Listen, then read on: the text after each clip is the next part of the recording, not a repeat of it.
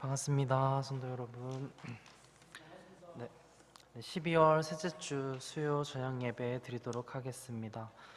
첫 찬양은 찬송가 96장 예수님은 누구신가 함께 찬양하시겠습니다.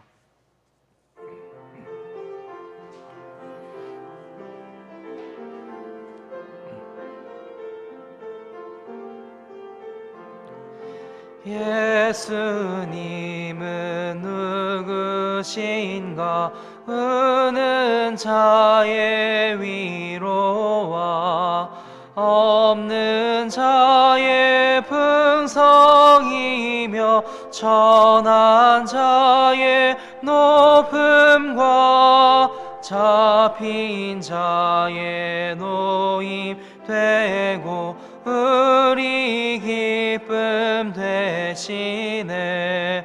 예수님은 누구신가 약한 자의 강함과 눈먼 자의 빛이시며 병든 자의 고침과 죽은 자의 부활되고 우리 생명 되시네. 예수님은 누구신가 추한 자의 정함과 죽을 자의 생명이며 죄인들의 중보와 멸망자의 구원되고 우리 평화 되시네. 예수님은 누구신가 온 교회의 머리와 온 세상의 구주시며 모든 왕의 왕이요 심판하실 주님 되고 우리 영광 되시네. 네, 아멘. 다음 찬양은 찬송가 260장 우리를 죄에서 구하시려 함께 찬양하시겠습니다.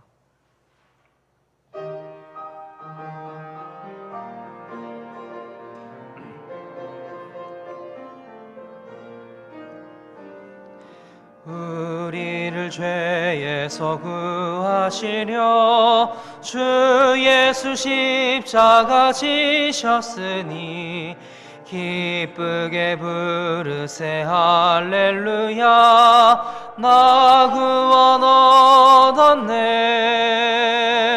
찬송하세 찬송하세 주님 나를 구하셨네.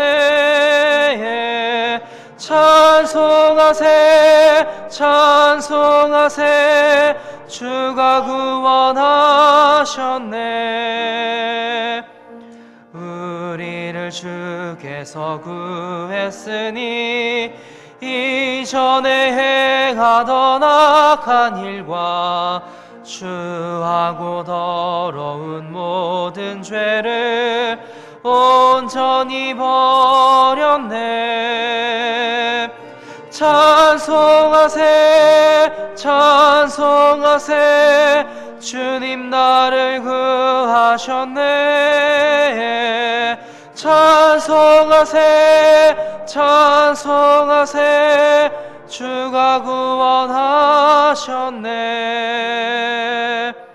나 지금 죄에서 사함받아 거룩한 백성이 되었으니 이 육신 장막을 벗을 때도 겁날 것 없겠네.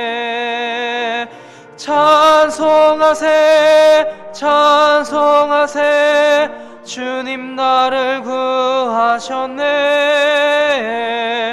찬송하세 찬송하세 주가 구원하셨네. 구하셨네. 우리가 이 세상 떠날 때에 예수의 손목을 굳게 잡고 영원히 즐거운 천국에서 주와 함께 살겠네. 찬송하세 찬송하세 주님 나를 구하셨네. 찬송하세 찬송하세 주가 구원하셨네.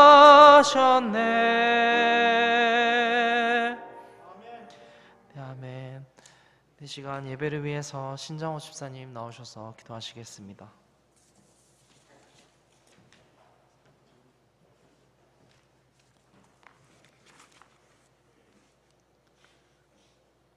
저희들을 구원해 주신 하나님 아버지, 주님의 자녀들이 3일 동안 각자 흩어져 있다가 승리해서 이 시간에는 온 교회의 머리이시며 온 세상의 구주이신 우리 주님을 마음껏 찬양하고, 각자 있는 처소에서는 지금 실시간 영상을 통해서 다 같이 예배를 드릴 수 있도록 인도해 주신 아버지 하나님께 먼저 감사를 드립니다.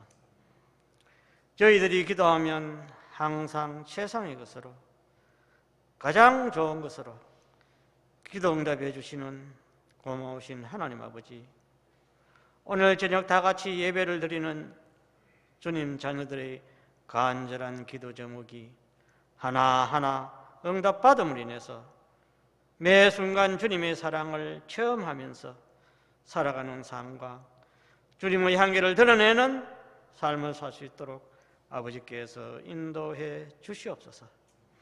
아버지 하나님, 이 시간 먼저 기도하는 것은 주님의 몸된 교회의 자녀들 가운데 오늘 이 자리에 참석하지 못하는 자녀들과 외지에 있는 우리 자녀들은 지금 이 시간에는 다 같이 주님을 찬양하고 예배드리는 시간임을 기억하고, 또한 구원의 확신을 가지고 최우선으로 주님께 예배드리는 삶을 살 수 있도록 아버지께서 도와주시옵소서. 아버지 하나님, 오늘도 주님의 말씀을 전하시는 우리 담임 목사님에게 영육간의 한강 강건케 해 주시고 성령 충만케 해 주시며 주님의 능력을 넓혀 주셔서 주님의 말씀을 항상 언제 어디에서나 잘 전가할 수 있도록 아버지께서 인도해 주시옵소서. 아버지 하나님, 저희들은 목사님이 전하시는 주님의 말씀에 한마음 한뜻으로 아멘으로 화답하여 항상 예수님을 증거하는 삶, 기쁘고 즐겁고 건강하게 주님을 찬양하면서 살아가는 삶을 살 수 있도록 아버지께서 인도해 주시옵소서. 아버지 하나님, 매주 이 시간 예배를 드리지 못하는 우리 주님의 자녀들은 예배 시간에 참석할 수 있는 믿음과 예배 시간에 참석할 수 있는 환경을 꼭 허락해 주시옵소서. 아버지 하나님, 이 시간 또한 기도하는 것은 연말 연시를 맞이해서 우리 모두 다 함께 동참해서 연말 사역의 마무리와 내년도 사역 계획과 앞으로 여러 가지 해야 할 모든 주님의 일을 잘 할 수 있도록 주님께서 함께 해주시고 도와주시옵소서. 아버지 하나님, 이번 코로나19 전염병 사태가 하루속히 끝나게 해주셔서 주님의 믿는 교회들이 사회로부터 핍박을 받지 않고 주님 자녀들이 마음 놓고 다 함께 모여 예배를 드리고 서로와 같이 교제를 나눌 수 있도록 아버지께서 인도해 주시옵소서. 이 시간 이후의 모든 순서를 주님이 주관해 주시고 주님 홀로 영광 받아 주시옵소서. 아버지여, 저희들은 예배 마치고 한 주 3일 동안 남은 3일 동안 살아갈 때에 주님을 인해 기뻐하고 감사하며 승리하는 삶을 살 수 있도록 아버지께서 함께해 주시옵소서. 이 모든 말씀 예수님의 이름으로 기도했습니다. 아멘.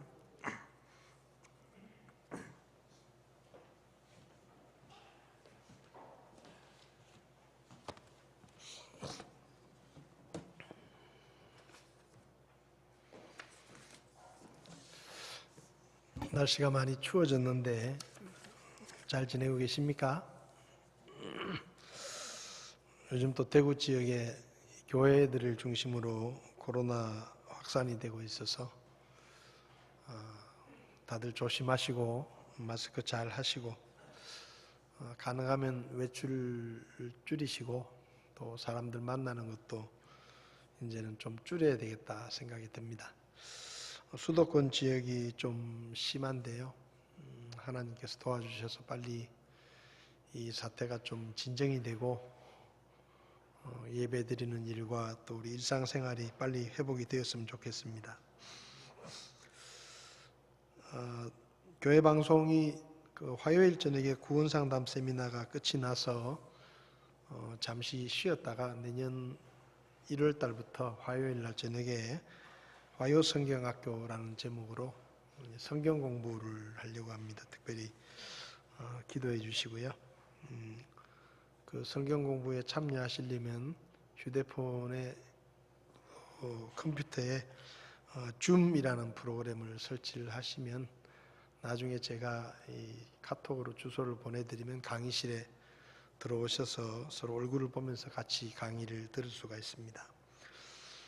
오는 주일에는 우리 신장호 집사님께서 정년이 되셔서 원로 집사로 추대하는 그런 시간을 갖도록 하겠습니다. 특별히 기도해 주시고 그동안 수고 많이 하셨는데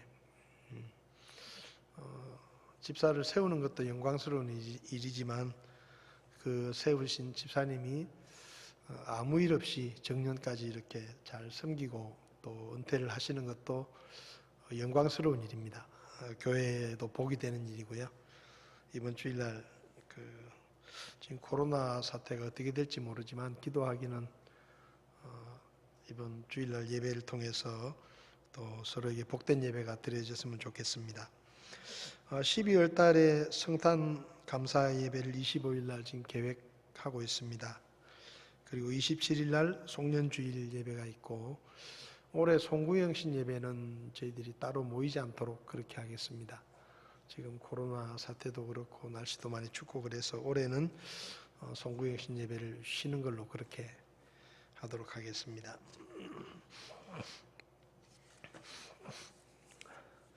이 시간에 하나님의 말씀을 함께 보시겠습니다. 누가복음 22장 말씀인데요. 주보에는 63절부터 이렇게 되어 있는데 66절부터 71절까지 말씀만 보시겠습니다. 66절부터 71절까지 말씀을 우리 한 목소리로 같이 읽도록 하겠습니다. 날이 밝음에 백성의 장로들과 수제사장들과 서기관들이 즉시 함께 와서 그분을 자기들의 공회로 끌고 들어가 이르되 내가 그리스도냐 우리에게 말하라 하니 그분께서 그들에게 이르시되 내가 너희에게 말할지라도 너희가 믿지 아니하리라. 내가 또한 너희에게 물어도 너희가 내게 대답하지 아니하고 나를 가게 하지도 아니하리라. 이제부터는 사람의 아들이 하나님의 권능의 오른편에 앉으리라 하시니 이에 그들이 다 이르되 그러면 내가 하나님의 아들이냐 하매 그분께서 그들에게 이르시되 내가 그라고 너희가 말하느니라 하시니 그들이 이르되 우리가 직접 그의 입에서 들었은즉 어찌 우리에게 증인이 더 필요하리요 하더라. 아멘. 자리에 앉으시겠습니다. 잠시 기도하겠습니다. 살아계신 하나님, 오늘도 살아계셔서 우리를 지키시고 보호하시며 또 우리를 도우시고 우리의 필요들을 채워주시는 하나님이 계심으로 인해서 주님 앞에 감사를 드립니다.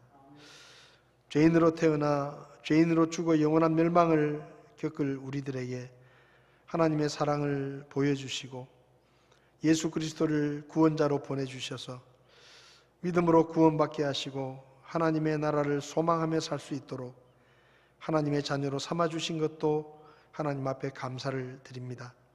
날씨가 추워지고 코로나 질병이 많이 확산되고 있지만 이 가운데서도 우리를 지켜주시고 건강으로 붙들어 주시며 우리의 가족들을 주님께서 안전하게 지켜주심을 감사합니다. 아버지 하나님, 코로나 질병으로 고통하는 환자들을 속히 낫게 하시고 추운 날씨에 수고하는 의료진들과 공무원들을 주께서 도우셔서 늘 참 건강하게 힘을 다해서 그 일을 감당할 수 있도록 지혜와 능력을 주시고 또 이 나라를 이끌어가는 지도자들에게 지혜를 주셔서 이 어려움의 시간들을 잘 이겨나갈 수 있도록 도와주시기를 원합니다. 교회들도 많이 어렵습니다. 전국의 교회들을 붙드시고 주의 종들을 붙들어 주셔서 이 어려움의 때를 잘 이겨나갈 수 있도록 지혜를 주시고 혹시라도 교회들이 이 일에 연루되어서 환자들이 나와 어려움을 겪지 않도록 하나님께서 은혜를 베풀어 주시기를 원합니다. 이 시간 하나님의 말씀을 함께 나눌 때 주의 성령님께서 우리 가운데 친히 말씀해 주시고 부족한 종을 써 주시옵소서. 예수님의 이름으로 기도했습니다. 아멘.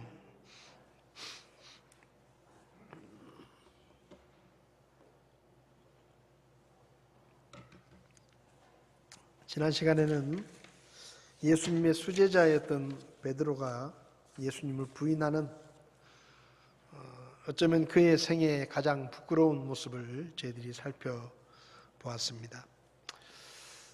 베드로는 예수님의 수제자였는데 어떻게 그 베드로가 예수님을 3번이나 모른다고 부인을 할 수 있었을까? 성경을 통해서 예수님을 멀찍이 따라갔기 때문에 또 시험의 자리에 계속 머물러 있었기 때문에 또 예수님께서 말씀하신 말씀을 기억하지 못하고 잊어버렸기 때문에 베드로라는 그 놀라운 제자가 예수님을 3번이나 모른다고 부인하는 어처구니 없는 실패를 경험했다라는 말씀을 드렸습니다. 지금도 마귀는 어떻게 하면 우리를 시험에 빠뜨리고 유혹할까 호시탐탐 기회를 찾고 있죠. 마귀의 시험과 유혹에서 자유로운 사람은 아무도 없습니다. 우리가 시험에 빠지지 않으려고 하면 예수님을 멀찍이 따를 게 아니라 가까이 따라야 되고 또 유혹과 시험이 올 때는 빨리 피해야 됩니다. 그리고 우리에게 늘 말씀하시는 하나님의 말씀을 우리 마음에 새겨서 우리가 무엇을 하든지 하나님의 말씀을 기준으로 성경을 캐논이라고 합니다. 캐논이라는 말은 자입니다. 자. 근데 이 세상에는 존재하지 않는 자입니다. 캐논이라는 자는 무슨 자인가 하면 우리가 가지고 있는 나무나 플라스틱이나 쇠로 만든 자는 우리 눈에는 잘 보이지 않지만 추운 데 가면은 줄어들고 더운 데 가면 늘어납니다. 그게 우리 눈엔 잘 보이지 않지만 근데 캐논이라는 말은 더운 데 가도 똑같고 추운 데 가도 똑같고 변하지 않는 언제 어디서도 변하지 않는 기준이 되는 자를 말합니다. 그런 자는 이 세상에 없습니다. 모든 것은 다 눈에 보이지 않지만 아주 조금씩은 따뜻한 데 가면 늘어나고 추운 데 가면 줄어들거든요. 그래서 성경을 캐논이라고 하는 것은 시대와 인종을 초월해서 항상 우리의 삶의 기준이 되는 자다 그런 뜻입니다. 그래서 구원받은 우리들은 언제 어디서 무엇을 하든지 하나님의 말씀을 기준으로 판단하고 선택하고 행해야 하는 것이죠. 그래야 시험과 유혹에 빠지지 않을 수 있습니다. 오늘은 예수님은 누구신가? 라는 제목으로 말씀을 좀 드리려고 합니다. 어떤 사람이 누구인지를 알 수 있는 가장 확실하고 정확한 방법은 그 사람을 직접 만나서 그 사람의 이야기를 들어보는 겁니다. 우리는 가끔 다른 사람이 전해준 말이나 어떤 소문이나 이런 것들을 듣고 어떤 사람에 대해서 그 사람은 그럴 것이다 라고 편견을 가질 수도 있고 때로는 오해할 수도 있습니다. 직접 그 사람한테 말을 들은 게 아닌데 어떤 사람이 와서 누가 그렇게 말을 했다더라 하면 우리가 오해할 수도 있어요. 그리고 어떤 사람을 내가 직접 만나서 경험해 보지 않으면 그 사람이 어떤 사람인지를 잘 모릅니다. 그래서 어떤 사람에 대해서 제일 정확하게 알 수 있는 방법은 직접 만나보는 거예요. 직접 만나서 이야기해보고 말을 들어보고 그 사람과 경험해보면 그 사람이 누군지를 정확하게 알 수가 있습니다. 오늘 본문을 보면 예수님께서 붙잡히셔서 백성의 장로들과 대제사장들과 서기관들이 있는 공회로 끌려가셨는데 거기서 공개적으로 이 사람들이 예수님에게 질문을 합니다. 그때 예수님께서 그 질문에 직접 대답하시는 내용이 나오는데 그 내용이 뭔가 하면 예수님이 누구신가에 대한 질문이고 예수님이 누구신가에 대한 답변입니다. 그러니까 성경을 보면 예수님께서 직접 나는 이런 존재다. 나는 이런 분이다라고 직접 말씀하신 적이 여러 번 있는데 오늘 본문에서도 예수님이 직접 당신이 누구냐? 라고 묻는 사람들 앞에서 나는 누구다? 라고 그분께서 직접 대답하시는 내용이 오늘 본문에 기록이 되어 있습니다.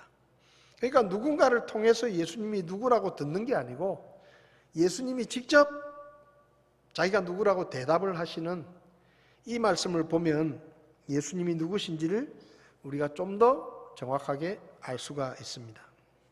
오늘 본문에서 이 백성의 장로들과 대제사장들과 서기관들이 던지는 두 가지 질문이 있습니다.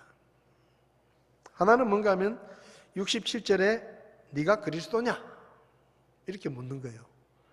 예수님을 향해서 사람들이 너를 그리스도라고 말하고 네가 그리스도라고 말한다고 사람들이 이야기를 하는데 네가 진짜 그리스도냐? 라고 질문을 합니다.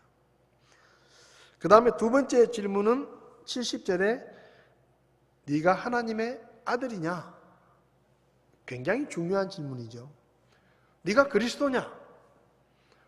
또 하나는 네가 정말로 하나님의 아들이냐? 라고 예수님에게 직접 물어보는 겁니다. 그때 예수님께서 대답을 하십니다. 먼저 여기 보면 이 66절을 보면 이 장로들과 대제사장들과 서기관들이 예수님을 자기들의 공회로 끌고 들어갔다 그랬습니다.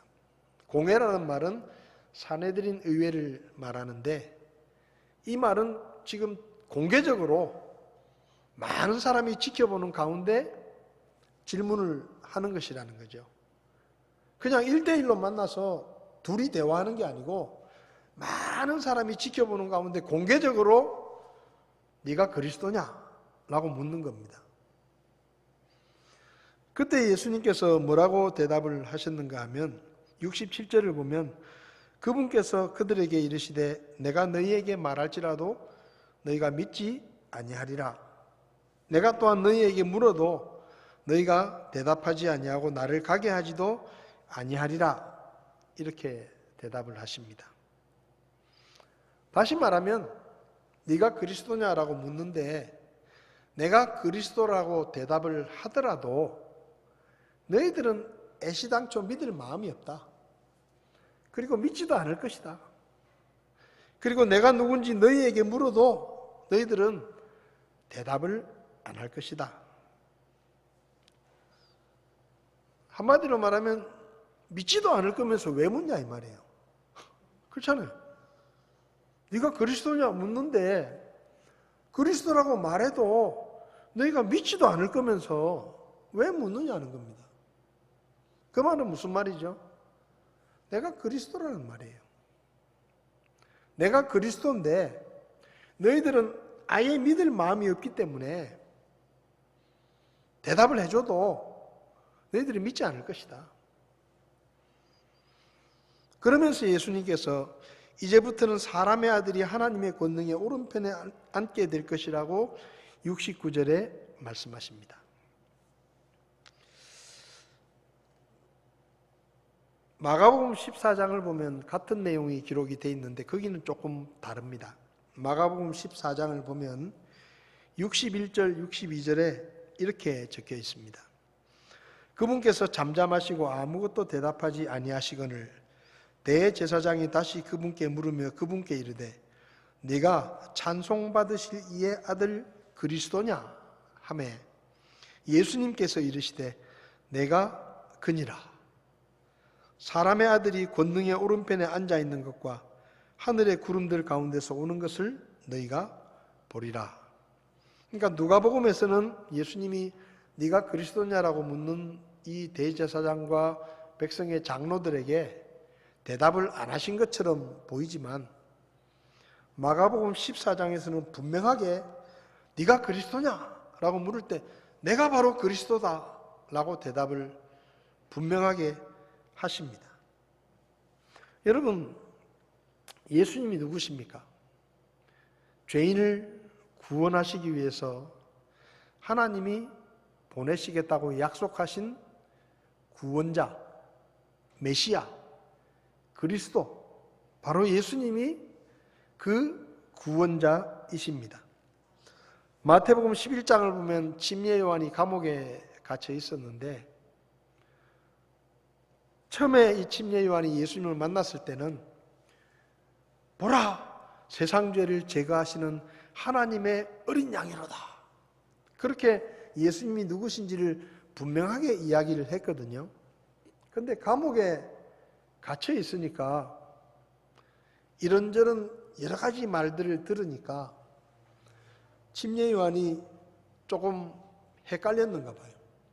진짜 예수님이 하나님이 보내신 구원자인가?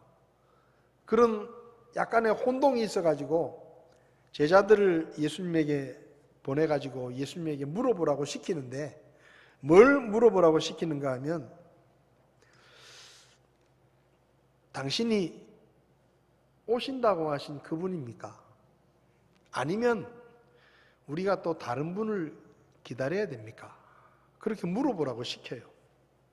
그러니까 쉽게 말하면 침례 요한이 자기 제자들을 보내가지고 예수님에게 당신이 하나님이 보내신다고 하신 그 구원자가 맞습니까?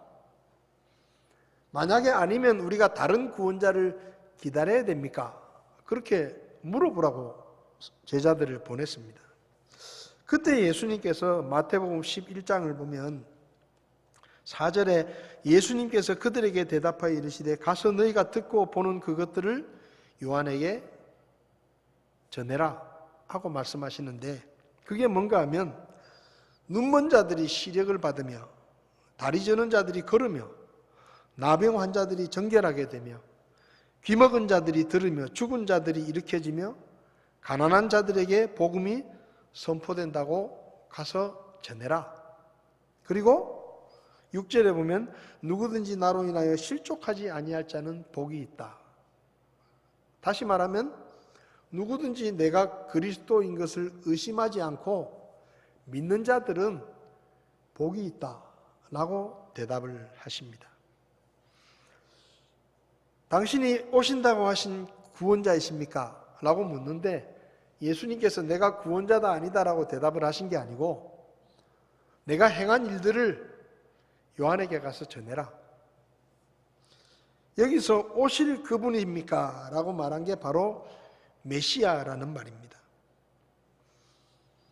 그러니까 침례 요한이 당신이 바로 하나님이 보내신다고 하신 그 구원자가 맞습니까? 첫 번째 질문이고요. 만약에 아니라고 하면 우리가 다른 구원자를 기다려야 됩니까? 라고 두 가지 질문을 했는데 예수님께서 이 질문에 이사야서에 기록된 메시아에 대한 예언의 말씀을 인용하시면서 내가 바로 예언된 그 메시아가 맞다라고 말씀하신 거죠. 이사야 29장 18절을 보면 그날에 귀먹은 자들이 그 책의 말씀들을 듣고 눈먼 자들의 눈이 어둡고 캄캄한 데서 볼 것이다 라고 예언을 했습니다. 35장 6절에서는 그때 다리 저는 자는 사슴같이 뛰고 말 못하는 자의 혀는 노래할 것이다.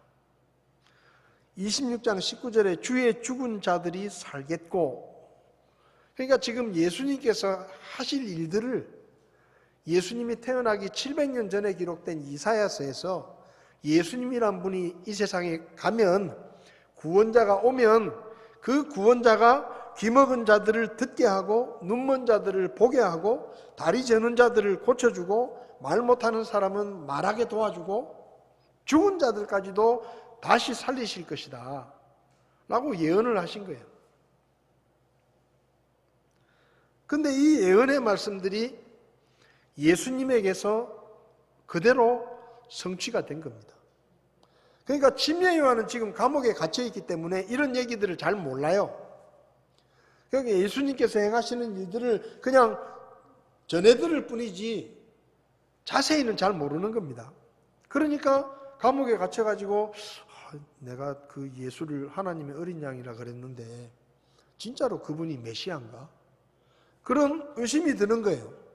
그래서 제자들을 보내가지고 당신이 정말로 하나님이 보내시겠다고 하신 그 구원자가 맞느냐라고 물으니까 예수님께서 하시는 말씀이 너희들이 보고 들은 것을 가서 그대로 전해라.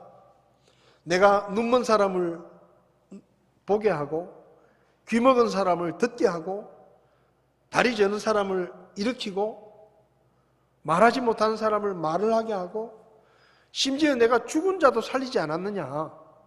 그 모든 말씀들이 이사야서에 구원자가 오시면 그렇게 하실 것이라고 예언이 되어 있는데 그 모든 말씀이 나를 통해서 이루어지고 있는데 왜 나를 의심하느냐? 나를 의심하지 않고 구원자로 믿는 자는 복이 있다. 그렇게 가서 전하라는 겁니다. 예수님께서 이 대제사장들과 장로들이 네가 그리스도냐? 라고 물을 때 한치의 주저함도 없이 내가 바로 그러라 라고 대답하십니다. 여러분, 이 말씀은 누군가가 전해준 이야기가 아닙니다. 예수님이 직접 하신 말씀이에요. 예수님이 직접 내가 바로 그 구원자이고 그리스도다라고 대답하신 것입니다. 그런데 안타깝게도 백성의 장로들과 대제사장들과 서기관들은 예수님이 구원자라는 것을 믿지 않고 결국 예수님에게 누명을 씌워가지고 그분을 십자가에서 죽게 만들죠. 사도행전 4장 12절을 보면 베드로가 설교를 하는데 너희가 십자가에 못 박아 죽인 바로 그 예수, 하나님께서 죽은 자 가운데서 다시 살리신 그 예수가 바로 그리스도다 라고 이야기하면서 다른 사람 안에는 구원이 없다. 오직 그분만이 사람을 죄와 멸망에서 구원하시는 구원자시다 라고 설교합니다. 여러분, 문제는 예수님이 누구인가가 아닙니다. 내가 믿을 마음으로 묻고 있는가 하는 것입니다. 백성의 장로들, 대제사장들, 서기관들은 분명히 들었습니다. 네가 그리스도냐? 내가 그리스도다. 들으면 뭐예요? 믿을 마음이 없는데, 믿으려고 하지 않는데,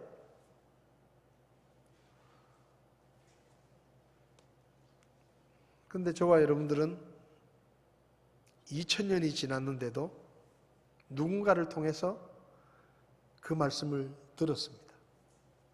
십자가에 죽으시고 부활하신 그 예수라는 그분이 바로 사람을 죄와 멸망에서 구원하시는 하나님의 구원자시다 라는 얘기를 들었어요. 누군가를 통해서. 그리고 성경을 통해서 알게 됐어요. 정말로 다행스러운 것은 뭔가 하면 우리가 믿었다는 것입니다. 믿었다는 거예요. 예수님께서 직접 내가 그리스도라고 분명하게 대답을 하셨는데도 그 대답을 듣고도 여기 있는 백성의 장로들과 대제사장들과 서기관들은 믿지 않았는데 저와 여러분들은 예수님이 직접 말씀하신 것도 아니에요. 그냥 누군가를 통해서 들은 것이고 성경 말씀을 통해서 우리가 들은 거예요. 그런데 어떻게 된 일인지 직접 대답을 들은 사람들도 못 믿었는데 저와 여러분들은 직접 들은 것도 아닌데 성경만 보고 예수님을 믿게 됐다는 겁니다. 이게 하나님 은혜입니다. 예수님께서 도마에게 뭐라고 말씀하셨죠? 보지 않고 믿는 자는 복이 있다. 우리는 본 적도 없어요. 여기 백성의 장로들과 제사장들과 서기관들은 예수님이 행하시는 수많은 기적들을 직접 봤습니다. 예수님을 직접 만났습니다. 그분의 목소리를 직접 들었습니다. 내가 그리스도다. 그런데도 안 믿었어요. 그런데 우리는 본 적도 없고 만난 적도 없고 그분이 행하시는 기적을 직접 본 적도 없고 그분의 음성을 직접 들은 적도 없는데 저와 여러분들이 예수님이 하나님의 구원자라는 것을 믿고 있다는 겁니다. 이게 하나님의 은혜예요. 이건 기적이에요, 기적. 여러분, 예수님은 하나님이 보내신 구원자이십니다. 그분만이 사람을 죄와 멸망에서 건지실 수 있는 그리스도, 하나님의 메시아, 구원자이십니다. 저와 여러분들은 그걸 믿고 구원을 받았으니 얼마나 감사한 일입니까? 눈앞에서 예수님이 말씀하시는데도 못 믿는 사람이 천지인데 우리는 만난 적도 없고 들은 적도 없고 본 적도 없는데 성경 말씀 하나를 통해서 하나님의 은혜로 예수님을 구원자로 믿고 구원을 받았으니 정말로 하나님 앞에 감사한 일입니다. 여러분, 예수님이 구원자라는 것을 의심하지 마시기 바랍니다. 의심하지 않고 믿는 자는 복이 있다 그랬어요. 두 번째로 이 대제사장과 백성의 장로들이 예수님께 묻습니다. 네가 하나님의 아들이냐? 예수님께서 자기가 구원자라는 것을 이야기하시고 사람의 아들이 하나님의 보좌의 우편에 앉으실 것이다 라고 말씀을 하니까 이 대제사장과 백성의 장로들이 기가 차는 거예요. 그 말이 바로 자기가 하나님의 아들이란 말이거든요. 하나님 보좌 우편에 앉는다 그러니까. 그래서 묻는 거예요. 그러면 네가 하나님의 아들이란 말이냐? 예수님께서 대답하십니다. 내가 하나님의 아들이라고 지금 너희가 말하고 있지 않느냐? 응? 알면서 왜 묻느냐 이 말이에요. 여러분, 만약에 예수님이 하나님의 아들이 아니라고 하면 이 대제사장과 백성의 장로들이 예수님을 불러올 필요도 없고 물어볼 필요도 없는 거예요. 왜? 예수님이 하나님의 아들이 아니라고 하면 그 많은 기적을 어떻게 행하겠어요? 자기가 하나님의 아들이라고 어떻게 말하겠어요? 돌에 맞아 죽을 텐데. 그런데 예수님께서 엄청난 기적들을 행하시고 가는 곳마다 자기가 하나님의 아들이라고 설교하고 가르치고 그렇게 하셨어요. 그래서 이 대제사장과 백성의 장로들이 예수님을 잡아온 겁니다. 그분을 따르는 사람들이 점점 많아지니까 예수님을 없애려고 묻는 거예요. 네가 정말로 하나님의 아들이냐? 그래, 내가 하나님의 아들이다. 너희가 그렇게 말하고 있지 않냐? 예수님께서 그렇게 대답을 하시니까 이 백성의 장로들과 대제사장과 서기관들이 사실은 이 예수님이 붙잡혀 오실 때는요, 거짓 증인들이 예수님에게 누명을 씌워서 거짓 증언을 했습니다. 이 사람이 자기가 하나님의 아들이라고, 자기가 하나님의 구원자라고 하면서 사람들을 현혹시키고, 그리고 쉽게 말하면 사회적으로 혼란을 일으키고 문제를 일으키고 그렇게 한다. 그래서 거짓으로 이 사람이 쉽게 말하면 황제를 욕하고 황제를 거역해서 이 로마 황제를 쉽게 말하면 대적하려고 한다. 이런 소문을 막 이야기하는 겁니다. 가짜 증인들이. 예수님은 그런 말씀을 하신 적이 없는데 예수님이 하신 말씀을 그냥 뭐 억지로 자기들끼리 풀어가지고 거짓 증언을 하는데 예수님이 한마디도 변론을 안 하시는 거예요. 대꾸도 안 하시는 겁니다. 그러니까 이제 예수님에게 직접 묻는 거예요. 왜냐하면 가짜 증인들의 말만 가지고는 이게 안 되니까 예수님에게 직접 말을 들으려고 했는데 이 소위 말하면 대제사장과 백성의 장로들의 뜻대로 된 겁니다. 왜? 예수님이 내가 그리스도라고 대답했죠. 그리고 내가 하나님의 아들이라고 대답했죠. 그러니까 여기 보면 우리가 직접 그 말을 들었으니 더 이상 증인이 필요 없다. 그렇게 얘기하는 거예요.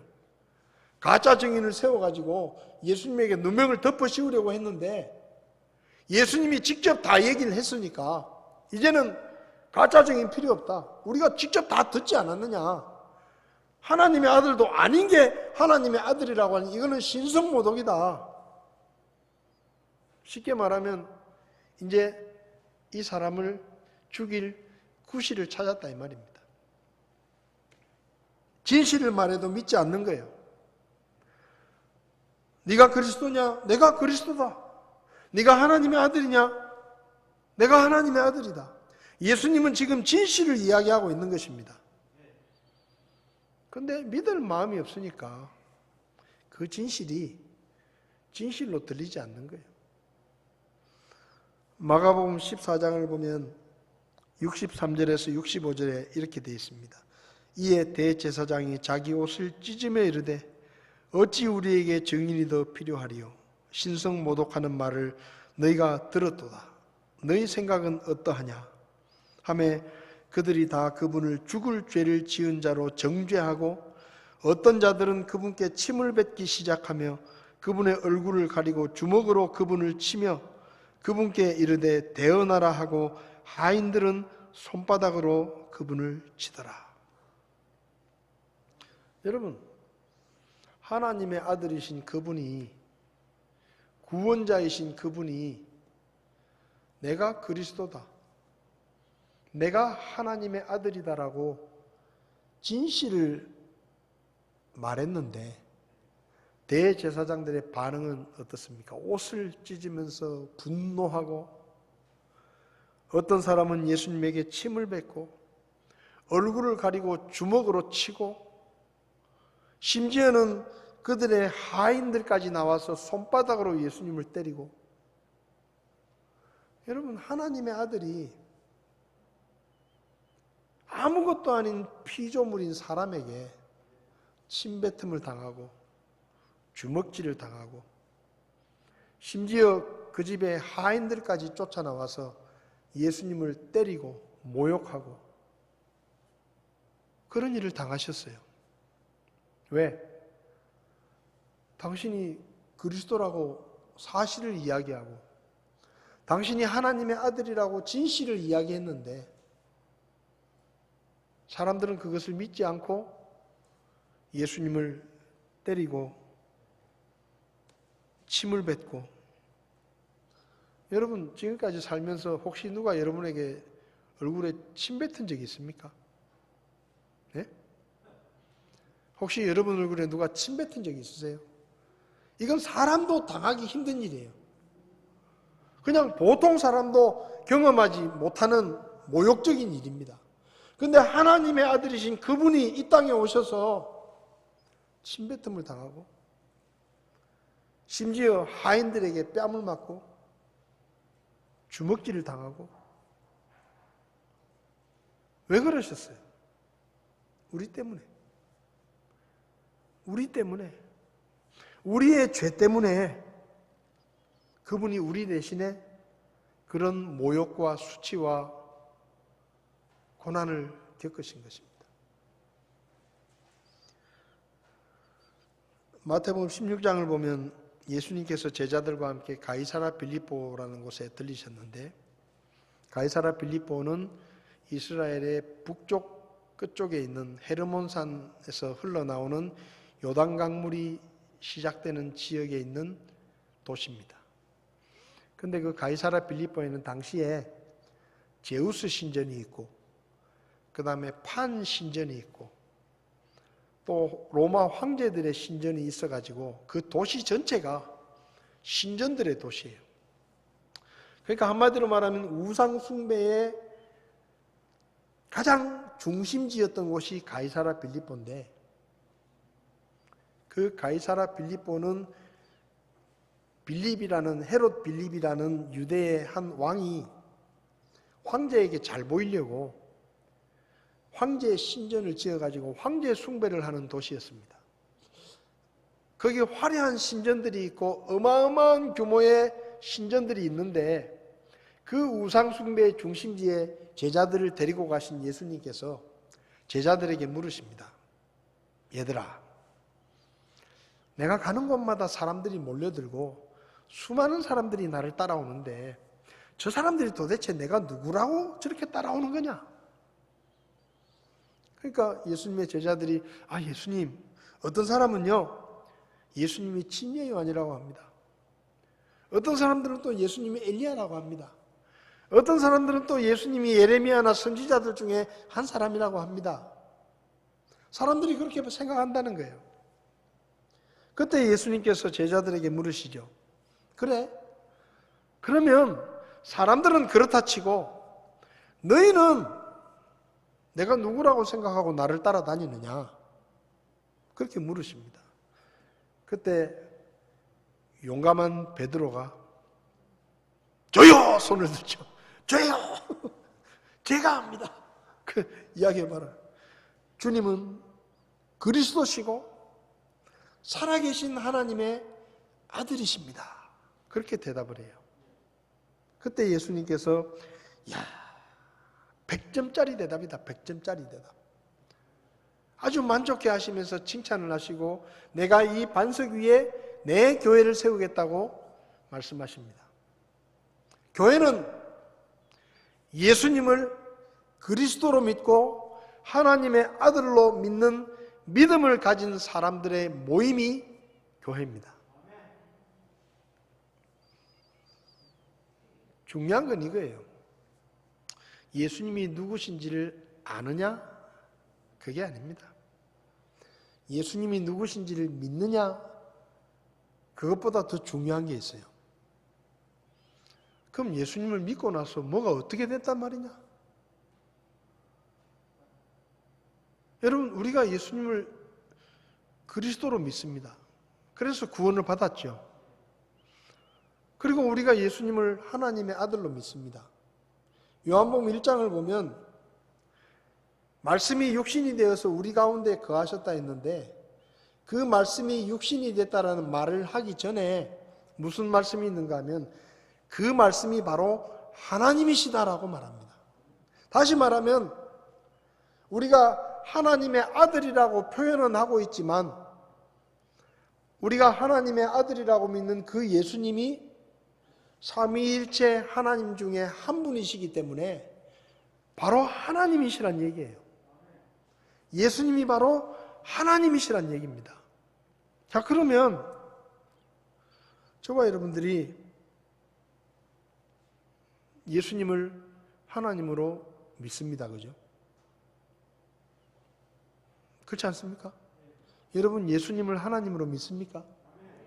예수님이 말씀 한마디로 천지 만물을 창조하시고 이 세상 우주 만물의 주인이시고 사람의 생사 화복을 결정하시는 분이 바로 예수님이라고 여러분 믿으십니까? 그러면 그 믿음이 우리의 삶에 무슨 영향을 주고 있습니까? 여러분, 예수님이 하나님이시라고 믿는다면서요. 그러면 우리가 예수님을 하나님으로 믿는다면 왜 걱정하죠? 네? 왜 걱정합니까? 예수님이, 우리가 믿는 예수님이 하나님이시라면서요. 근데 하나님을 믿고 사는데, 우리가 하나님을 믿고 사는데 뭐 때문에 걱정해야 됩니까? 이 세상에 하나님보다 더 센 존재가 있습니까? 예? 이 세상에 하나님보다 더 능력 있는 존재가 있습니까? 우리가 이 세상에서 제일 능력 있고 제일 지혜로운 하나님을 믿는데 왜 걱정을 하냐 말이에요. 걱정 안 해야 되잖아요. 그런 하나님을 믿는다면 우리가 어려운 일을 당했을 때 왜 당황합니까? 당황하지 말아야 돼요. 옛날에 개그 프로그램에서 당황하셨어요? 당황하셨어요? 여러분, 우리가 하나님을 믿는데 무엇이 우리를 놀라게 만들고 무엇이 우리를 당황하게 만들 수 있습니까? 하나님이 다 아시는 거예요. 근데 우리는 예수님을 하나님으로 믿는다고 말하면서도 걱정할 건 다 걱정하고 염려할 건 다 염려하고 어떤 일이 생기면 두려워하고 불안해하고 놀라고 할 거 다 해. 안 믿는 사람들하고 똑같이 다 해. 그럼 예수님 믿는 게 무슨 의미가 있어요? 안 믿는 사람들도 걱정하고 염려하고 우리도 걱정하고 염려하고 안 믿는 사람도 두려워하고 떨고 우리도 두려워하고 떨고 그러면 뭐 하나님 믿는 거나 안 믿는 거는 뭐가 다릅니까? 중요한 것은 예수님이 누구냐 하는 것을 아는 것도 아니고 그분을 어떤 분이라고 믿는 것도 아니고 더 중요한 것은 뭔가 하면 그분을 믿는 우리가 어떻게 살아가고 있느냐는 겁니다. 믿을 때하고 안 믿을 때하고 뭐가 다르냐는 거예요. 안 믿어도 돈 걱정하고 믿어도 돈 걱정하고 안 믿어도 앞으로 미래 걱정하고 믿어도 미래 걱정하고 자식 걱정 똑같이 하고 그럼 뭐가 달라요? 믿는 사람이나 안 믿는 사람이나 돈 버는 일이라면 그냥 막 눈에 불 켜고 쫓아다니고 안 믿는 사람들이랑 똑같아요. 어디 아파트가 오를까 하고 아파트나 쫓아다니고 어떻게 하면 돈을 좀 많이 벌 수 있을까? 어떻게 하면 좀 더 좋은 집에서 좋은 차 타고 좋은 옷 입고 편하게 살 수 있을까? 그거 생각하면서 사는 거는 안 믿는 사람들도 다 그렇게 생각해요. 근데 예수 믿는 우리도 똑같이 그렇게 살면 뭐가 다릅니까? 믿는 거하고 안 믿는 거하고.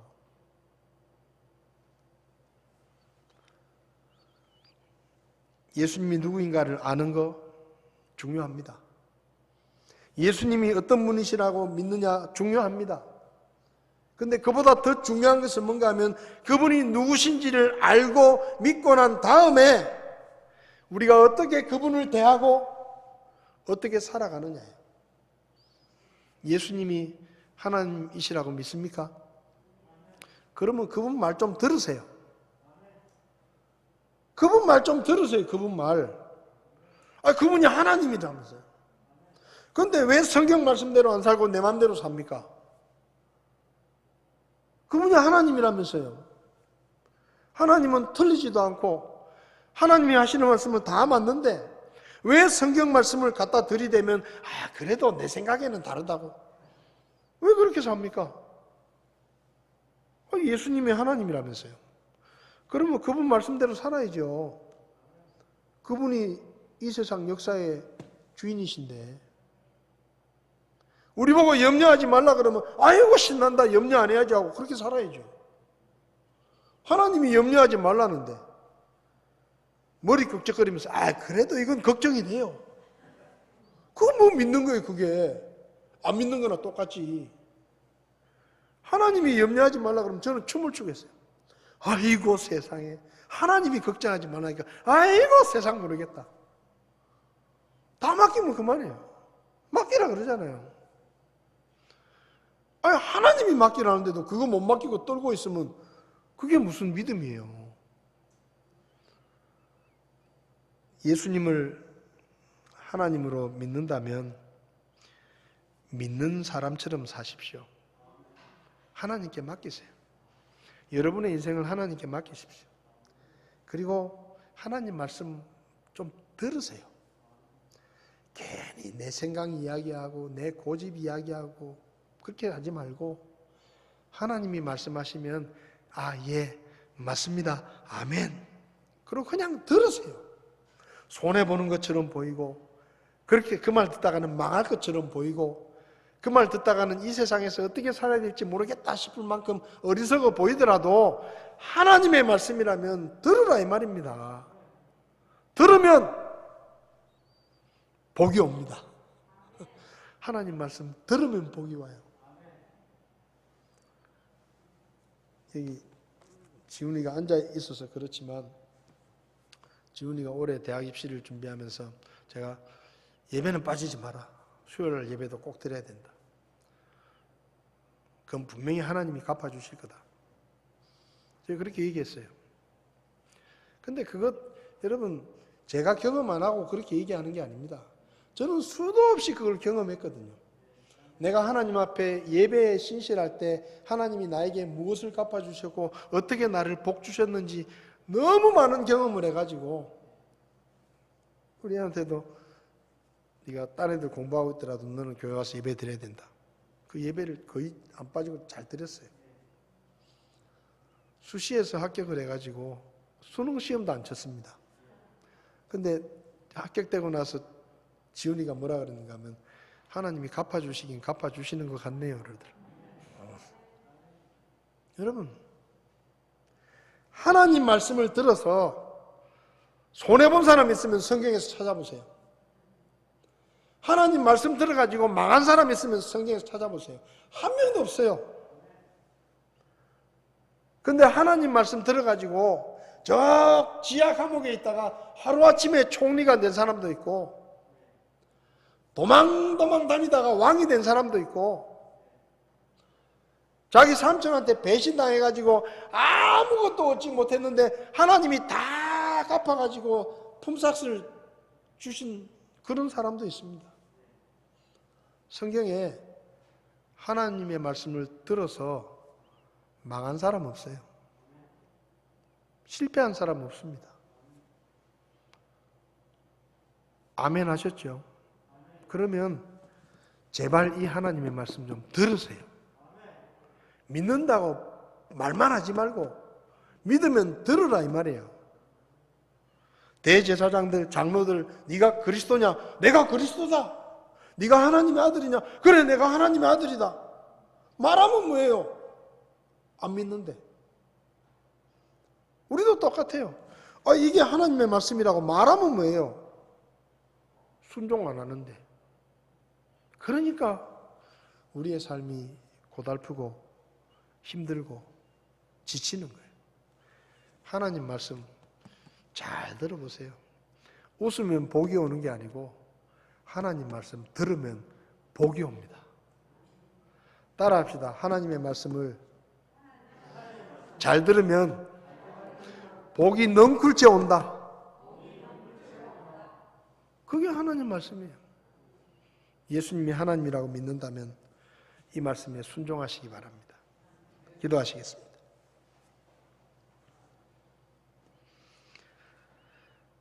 하나님, 오늘 성경 말씀을 통해서 예수님께서 그리스도시고 예수님께서 하나님이시라는 사실을 저희들이 다시 한번 들었습니다. 듣고 믿을 뿐만 아니라 하나님의 말씀에 순종하며 하나님을 우리 삶의 주인으로 모시고 주님 뜻에 따라 살아갈 수 있도록 저희를 도와주시기를 원합니다. 믿는다고 말만 하지 않게 하시고 그 믿음 때문에 우리의 말이, 우리의 생각이, 우리의 행동이, 우리의 선택이 달라질 수 있도록 저희들을 도와주시옵소서. 세상이 혼란스럽고 악한 질병이 창궐하고 있는 때 오 하나님 우리들을 지켜주시고 우리 교회를 붙들어 주시고 우리의 가족들을 지켜주셔서 하나님께 귀하게 쓰임받는 우리 모두가 될 수 있게 도와주시옵소서. 우리의 구원자이시고 하나님의 아들이시며 하나님이신 예수님의 이름으로 기도했습니다. 아멘. 예배를 마치겠습니다.